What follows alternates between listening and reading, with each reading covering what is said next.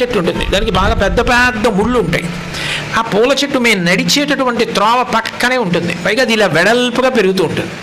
ఆ ముళ్ళు కానీ గుచ్చుకుందంటే బాగా లోపలికి చీరుకుంటుంది, చివరి భాగం విరుగుతుంది, దాంతో ప్రమాదం. అందుకని నేను ఎన్నో మాటలు ఆ చెట్టు కొమ్మలు నరికించేస్తుంటాను. నరికించినప్పుడల్లా నాకు ఈ పద్యం గుర్తొస్తుంది. ఖండితంబయ్యు భూజంబు వెండి మొలుచు. నేను దీన్ని చూసి జీవితంలో నేర్చుకోవాలనుకుంటుంటాను. ఇప్పటికి ఎన్ని మాటలు ఆ చెట్టు కొమ్మలు నరికించేశాను, కానీ వీడు ఎట్లాగో నరికేస్తాడు.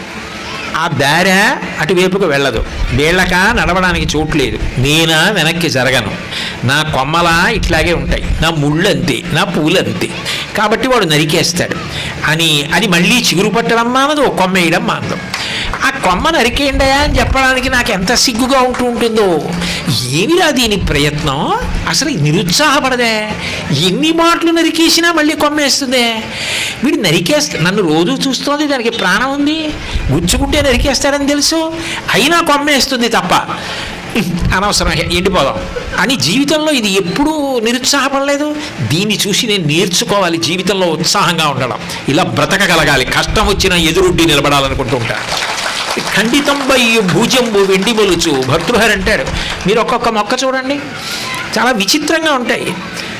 చిన్నతనంలో మొక్క కొంచెం పెరిగి పెద్దదయ్యేటప్పుడు దాని మీద ఎవరో తన్నిన రాయి ఏదో వెళ్ళి పడుతుంది, పడితే ఆ మొక్క ఇలా వంగుతుంది, వంగి మళ్ళీ చచ్చిపోతుంది, వంగిన మొక్క మళ్ళీ అక్కడ పక్కకి పైకి లేస్తుంది. మీరు కొన్ని చెట్లు చూస్తే వంకరగా ఇలా పెరుగుతాయి.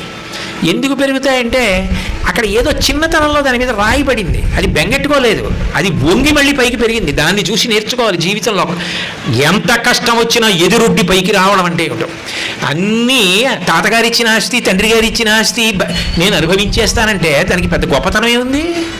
నీ కీర్తి, నీ సముపార్జన, నువ్వు సమాజంలో నిలబడిన తీరు, నువ్వేం సాధించావు?